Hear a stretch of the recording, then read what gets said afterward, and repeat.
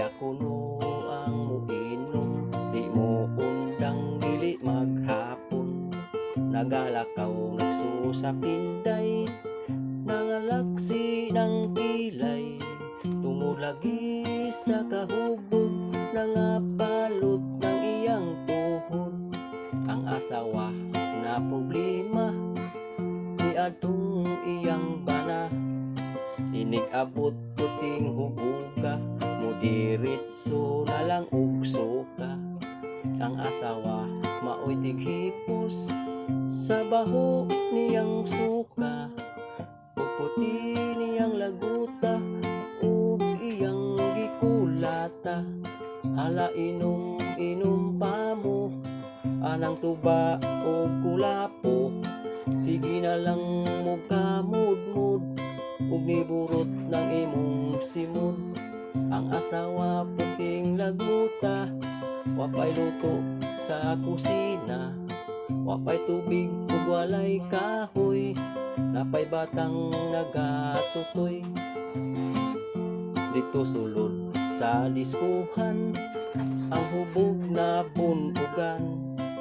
Pataka lagwara-wara, antigo lang na tikangkang. Ug nasuko ang kauban, ni ato nga tigulang. Ang ilang gikalagutan, kay ang itlog iyang gitumban. Hala inom pa mo, anang tuba o kulapo. Sige na lang kagamudmud, ug niburot ng imong simod. Ang asawa puting laguta, wapay luto sa kusina. Wapay tubig ug walay kahoy, napay batang nagatutoy.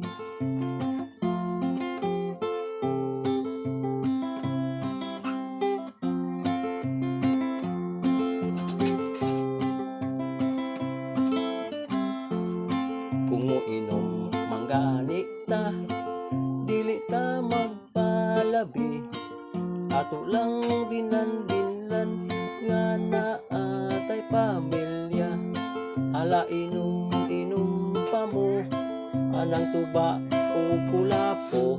Mao ka nang sige kamudmud, niburot ng imong simod. Ang asawa puting laguta, wapay luto sa kusina. Wapay tubig ug walay kahoy, napay batang nagatutoy.